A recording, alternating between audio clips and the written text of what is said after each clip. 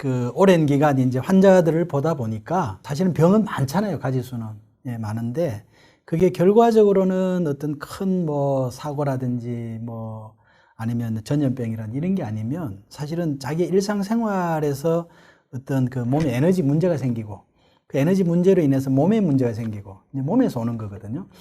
근데 이제 내가 왜 자꾸 비만 다이어트 관련해서 얘기를 하냐 하면 그 몸의 문제를 가장 잘 보여주는 게 비만이에요.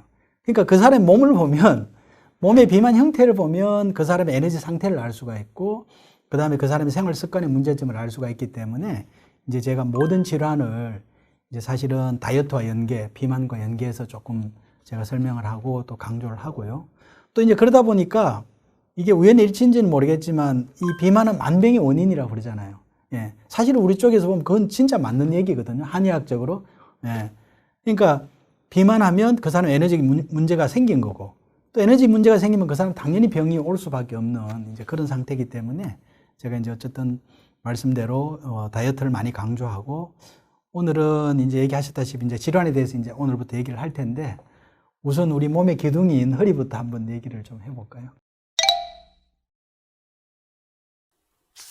그 허리 통증은 보면 이제 일반적으로 그 뭐 장시간 뭐 일을 한다든지 해서 허리에 이제 무리 오는 경우가 많고 또 이제 갑자기 어떤 무거운 물건 들다가 이제 삐끗해서 오는 경우도 있고 또 이제 평소에 우리가 이제 책상에 앉는다는 이런 자세가 잘못되거나 또는 뭐 요즘 교통사고 많잖아요. 이런 경우 오는 경우도 많은데 이제 이런 경우 사실 일시적으로 어떤 뭐 조금 무리가 돼서 허리에 문제가 생긴 거는 일반적으로 병원에 가서 나름대로 물리치료나 뭐 또 뭐 소염 진통제나 이런 거 먹으면 사실은 대부분 회복되는 게 정상입니다. 그리고 또 아플 때 조금 쉬어주면 이제 대부분 문제가 없는데 이제 그게 아니고 그렇게 했을 때 또 괜찮다가 또 지나면 또 아프고 이런 경우 많단 말이에요. 사실은 그런 경우는 어떤 외인적인 보다는 허리 자체의 문제보다는 몸의 문제거든요. 이 몸의 허리, 쉽게 말하면 허리가 지금 약해져 있는 거죠. 내 몸의 문제로 인해서 이 허리가 약해져 있는데 조그만 일상생활에서 조금만 무리가 가게 되면 이제 허리에 통증을 유발하게 되는 이제 그런 문제죠. 예, 그래서 사실은 이런 경우에도 이 내 몸을 정상화하기 위해서는 내 몸의 에너지를 정상화해야 되고 또 내 몸의 에너지를 정상화하는 방법은 그 사람의 어떤 비만 형태를 보고 거기에 맞게 해주면 몸이 정상화되면서 이제 허리에 힘도 생길 수 있는 이제 그런 거에 대한 얘기를 좀 해야 될 것 같습니다. 그래서 이제 조금 뭐 허리하고 이 몸의 문제를 좀 더 연계해서 이제 제가 얘기를 드려보면 지금까지 우리가 쭉 얘기를 해왔던 게 뭐냐면 우리 몸은 여러 가지 복잡한 것 같지만 어떻게 보면 우리가 뭘 먹고 이 몸의 오장육부 소화기능이 어떤 역할을 하느냐에 따라서 에너지가 생성을 시키고 그 다음에 이 장부의 심장이나 폐 순환기능과 일상의 우리 움직임에 따라서 그 에너지를 우리 모든 인체 각 기관에 공급을 해주고 그 다음에 생성과 공급에는 우리가 어떤 비뇨생식기에 관련된 호르몬이라든지 수면과 정신활동 이런 거에 따라서 이제 균형 조절 이 세 가지를 계속 얘기를 해왔잖아요. 사실은 이 세 가지가 이제 문제가 생기면 허리에도 어떤 식으로 영향을 미치게 되냐 하면 우리가 에너지 생성이 안 되면 일단 근육이 부족해진다 그랬죠. 그러니까 허리를 받쳐주는 이 근육의 양이 부족해지는 거예요. 허리 힘이 딸리는 거예요. 쉽게 얘기하면. 예, 그 다음에 우리가 순환이 안 되면 아까 우리가 저번 시간에 쭉 얘기를 해왔는 게 몸이 무겁고 자꾸 붓고 그렇다는 얘기를 했잖아요. 우리가 에너지 순환이 안 되면 자꾸 붓고 몸이 무거워진다 그랬잖아요. 예. 그래서 사실 요거를 좀 쉽게 내가 예를 한번 들어보면 우리 홍 교수님 애기 좀 안아보셨어요? 아직 애기가 없어서 많이 안아보지 않았는데. 예. 네. 그래서 우리가 이제 뭐 조카든 애기를 이렇게 안아보면 사실 똑같은 무게 애기예요. 근데 애기가 자고 있을 때 안았을 때 하고 우리가 애기가 막 깨어나서 이렇게 막 활발하게 움직일 때 안았을 때 느낌이 다르거든요.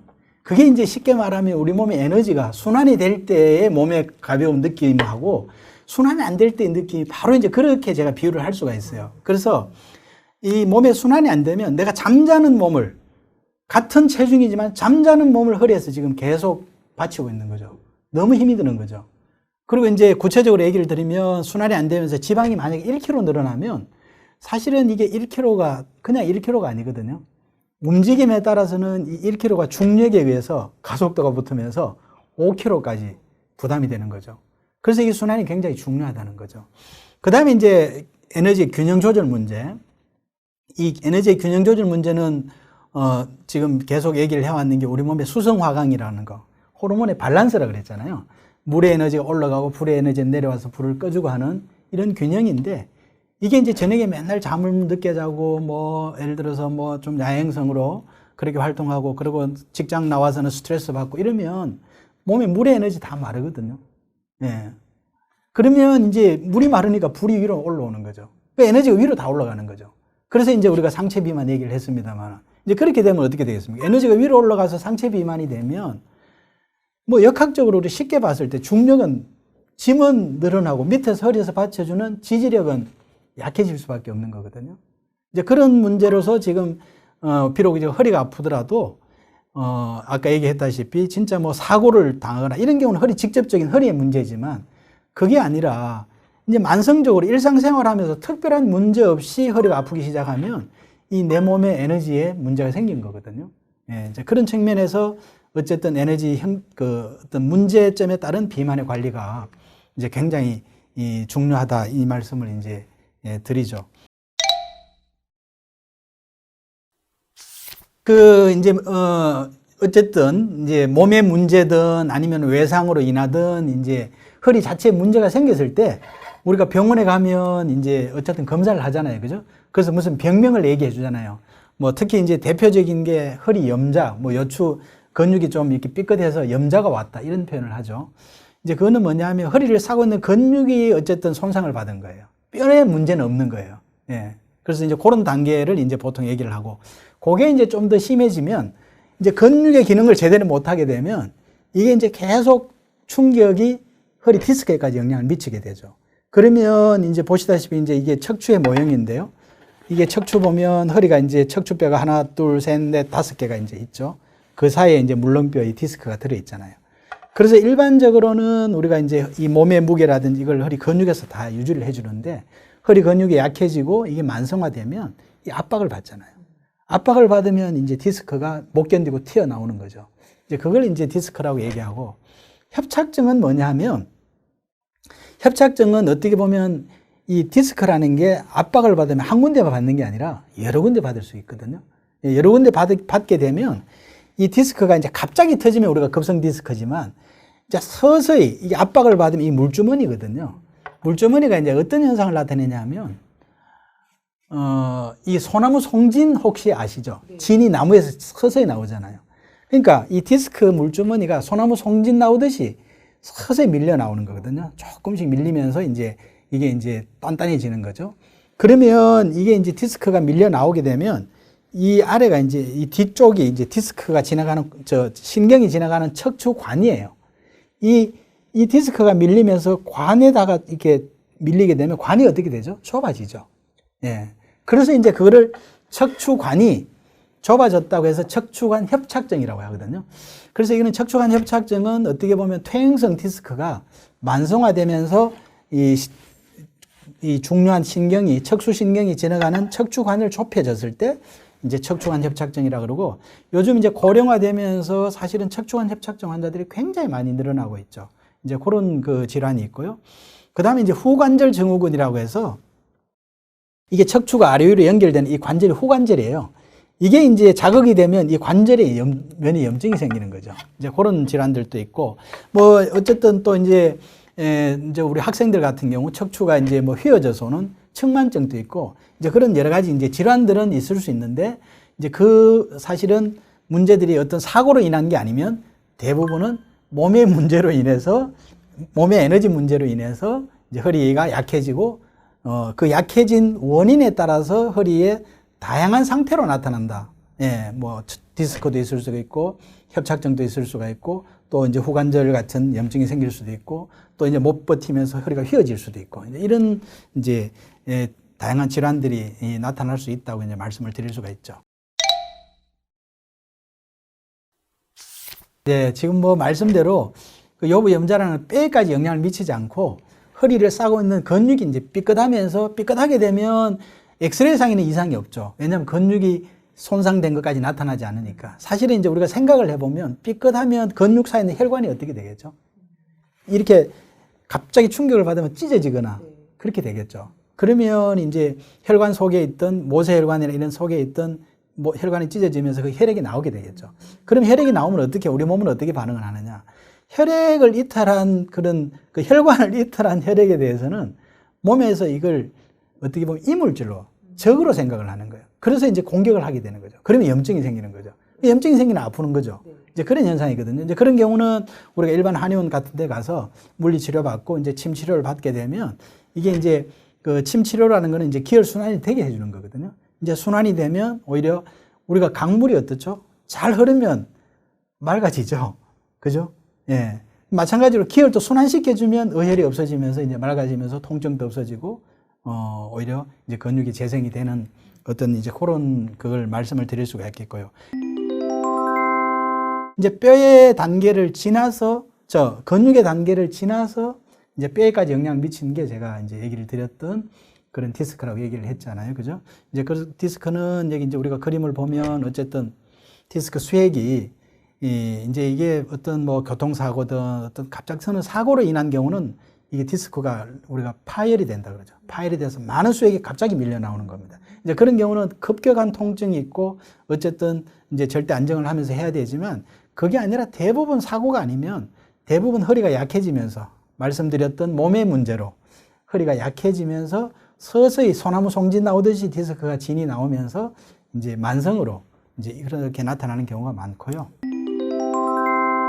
그 다음에 이제 척추관 협착증은 아까 얘기했다시피 디스크가 한 부위가 아니라 여러 군데 이제 밀리면서 척수신경이 진행하는 관이 척추관을 이제 좁게 만들면 이제 나타나는데 요 이제 디스크하고 협착증의 차이점이 뭐냐면 아주 특징적인 게 있는데요. 이 협착증은 뭐 디스크 같은 경우는 허리가 아프면서 다리가 한쪽으로 저리고 이러지만 뭐 협착증도 물론 허리가 아프면서 다리가 저립니다. 저리지만 이게 이제 파행 보행이라고 그래서 파행이라는 거는 뭔가 정상적인 보행을 할 수 없다는 얘기거든요. 이게 뭐냐면 조금 걸으면 한 5분, 10분 걸으면 다리가 저려서 걸지를 못해요. 그렇지만 앉아서 쉬었다가 다시 걸으면 또 이제 걷게 되는 이제 보행의 어떤 파행 보행의 어떤 특징이 그런 차이점이라고 이제 말씀을 드릴 수가 있죠. 그 다음에 이제 아까 얘기했던 청만증 같은 경우는 청소년들 많거든요. 청소년 우리 성장기에 있는 애들 보면 이제 허리가 휘어져서 막 S자로 이렇게 경우가 많은데 이거는 이제 왜 그러냐 하면 애들 성장기에는 호르몬 이런 대사가 왕성하고 뼈 성장이 빠르기 때문에 이제 키가 급속도로 막 크잖아요. 이제 크는데 이게 충분히 기혈 생성이나 영양 섭취가 되면서 근육에 같이 따라줘야 되는데 쉽게 말하면 우리가 건물 짓는데 이 철근이 올라가면서 시멘트도 같이 따라 올라가야 되는데 시멘트가 따라가지는 못하는 거예요. 근육이. 그러니까 이게 이제 힘을 못 쓰는 거죠. 그러니까 힘을 못 쓰니까 우리가 이제 뭐 수업 시간에 책상에 앉아 있다 하면 허리가 너무 힘드니까 자꾸 이제 이렇게 자세가 비틀어지거든요.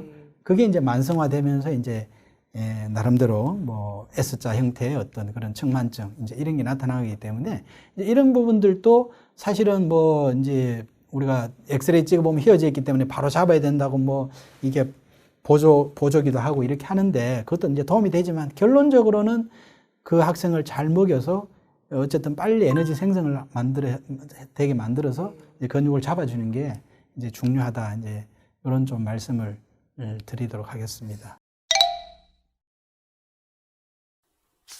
우리 허리 아프면 이제 병원 가면 지금 허리 상태를 보는 겁니다. 사실은 사람들은 이 허리 상태를 보는 걸 허리 원인을 진단한다고 생각을 하는데 제가 강조하고자 하는 거는 지금 허리 어떤 원인에 의해서 몸의 문제로 인해서 허리가 지금 어떤 상태가 됐는지를 보는 게 사실은 엑스레이, MRI 검사하는 거거든요. 이제 거기에 대한 정확한 조금 이해가 있었으면 좋겠다 말씀을 드리고요.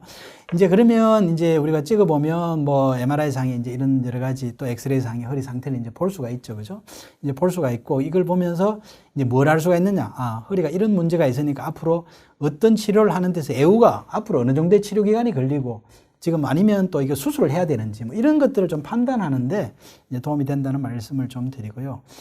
그렇지만은 제가 얘기하는 이제 몸을 보는 거라고 그랬잖아요. 네, 몸을 보는 게 몸에 어떤 문제 때문에 이제 허리에 이런 문제가 왔는지를 아는 게 굉장히 중요하잖아요.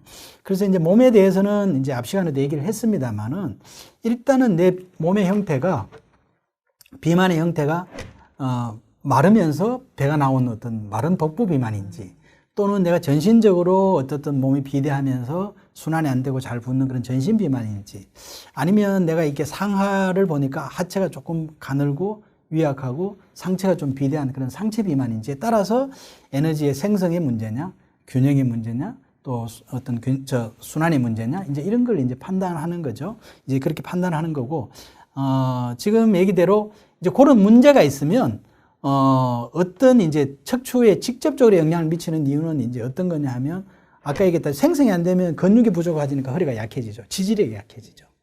그 다음에 또 순환이 안 돼서 무거우면 허리에 짐이 많아지니까 허리에 부담이 되죠. 그리고 균형이 깨지면 에너지가 다 위에 올라가 있으니까 허리는 약해지죠. 이제 이런 문제로 나타나는, 허리에 직접적으로 나타나는 건 어떻게 보면 허리에 근육량은 부족하고, 우리 몸에 근육량은 부족하고 오히려 지방량이 많아지는 이제 그런 현상이 나타나는 거거든요. 이제 지방은 얘기했다시피 중력으로서 다 부담이 되는 거고, 이제 근육량은 지지력이 되는데요. 그래서 이제 아까 몸을 봐서 에너지 상태도 확인하지만, 이런 근육량과 지금 얘기하는 지방량을 정확하게 알아볼 수 있는 게 요즘 그 체성분 분석이라고 있잖아요. 예, 체성분 분석이죠. 그래서 체성분 분석을 해보면, 이 사람 키가 얼마고 몸무게가 얼마인데, 이 사람이 필요한 근육량은 얼마고, 사실은 또 뼈의 무게는 어떻고, 이제 이런 또 몸에 필요 없는 어떤 체수분이라고 그러죠. 이런 것들을 다 분석해가지고, 당신은 보니까 이런 몸무게, 이런 키에 지금 뼈나 근육의 무게를 다 분석을 해보니까 지방이 한 10kg 오버되어 있어요. 또 당신은 근육이 한 몇 킬로 부족해요. 이제 이게 정확히 요즘은 분석이 되거든요. 많은 통계 자료를 통해서. 그래서 이제 그걸 보면 오히려 더 쉽게 알 수가 있죠.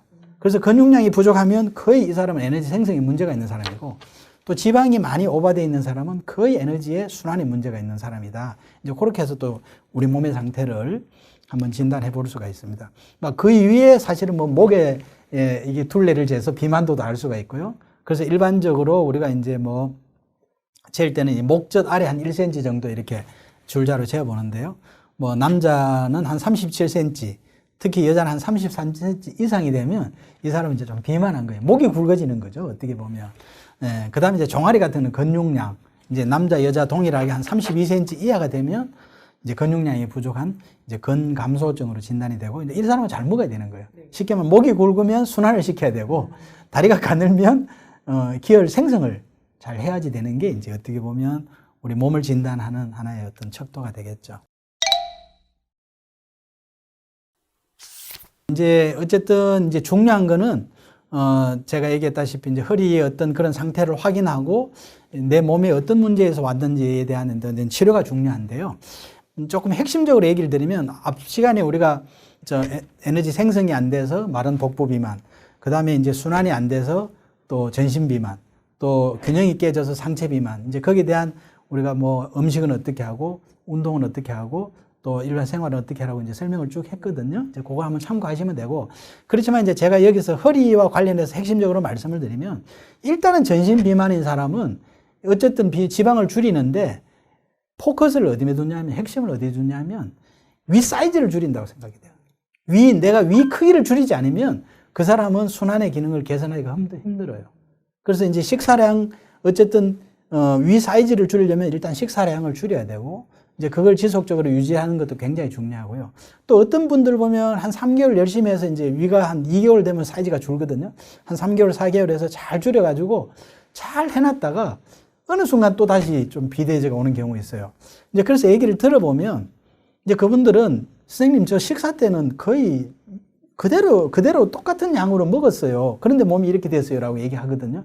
근데 이제 거기에 저희들이 자세히 이제 이렇게 환자를 좀 진단하고 평가를 해보면 군것질을 한 경우가 많아요. 그러니까 식사 때는 적절하게 먹었는데 군것질을 하게 되면, 제가 이제 위를 줄이라고 하는 이유는, 위를 줄이면 하루에 필요한 에너지만큼만 딱 이제 먹게 되고, 이제 그렇게 먹으면 포만감을 느끼면서 이제 그걸 할 수가 있는 거거든요.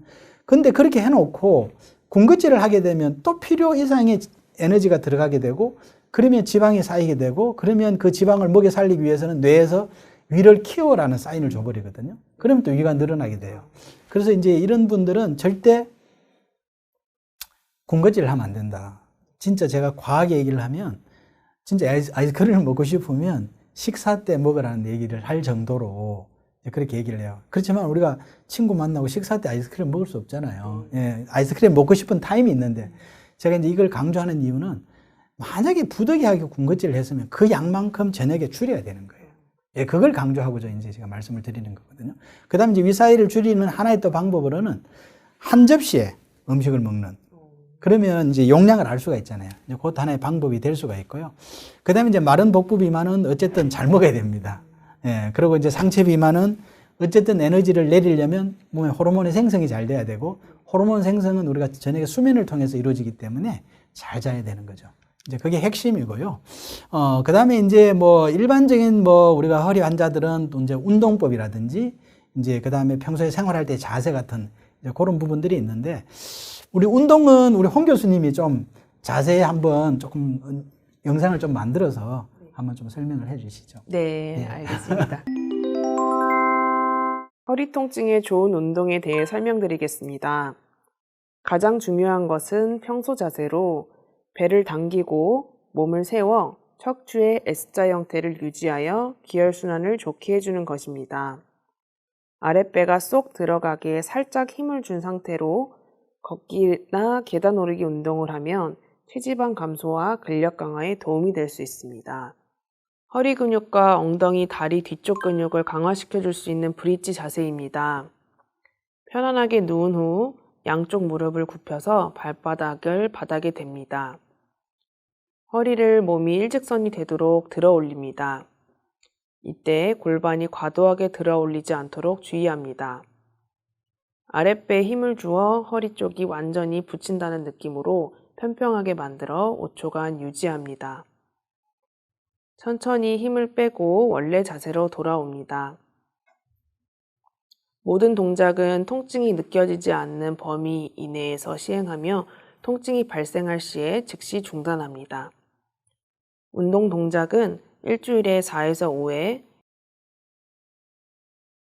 하루에 2에서 3세트, 한 세트당 10회 정도 실시하도록 권장합니다.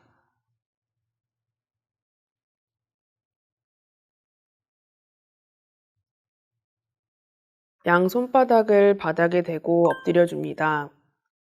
팔꿈치가 90도가 되도록 굽혀서 바닥에 대고 양쪽 무릎을 바닥에서 떼줍니다. 이때 아랫배와 엉덩이에 힘을 주어 머리부터 발끝까지 몸이 일직선이 되도록 하면서 자세를 유지해주고 그 자세를 30초에서 1분간 유지합니다.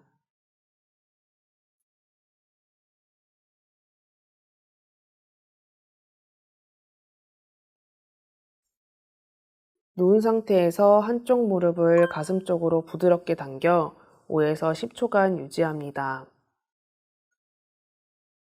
반대쪽 다리도 같은 방식으로 당겨 교대로 2에서 3회 반복합니다.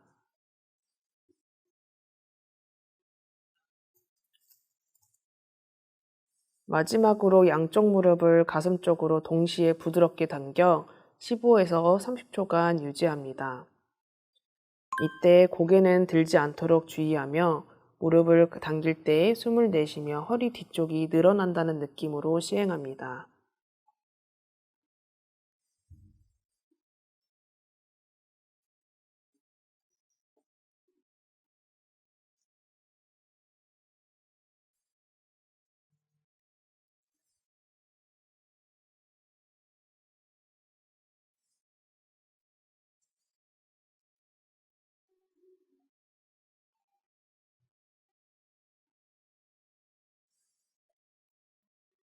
팔을 몸통에 붙이고 엎드린 상태에서 팔꿈치를 굴곡시켜 가슴 옆에 손바닥을 둡니다. 손바닥 전체로 바닥을 누르면서 숨을 내쉬며 상체를 천천히 들어 올립니다. 통증이 느껴지지 않는 범위까지 허리를 들어 올린 후 10초간 유지합니다. 어깨 관절에 무리가 되지 않도록 귀와 어깨는 멀어진다는 느낌으로 시행합니다.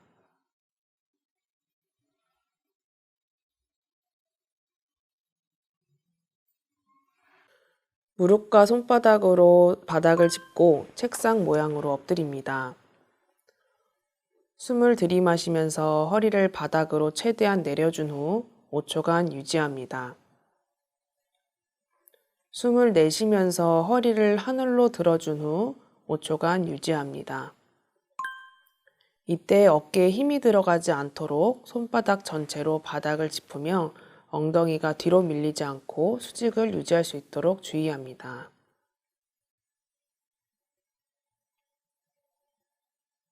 무릎을 꿇고 정면을 바라보고 앉습니다.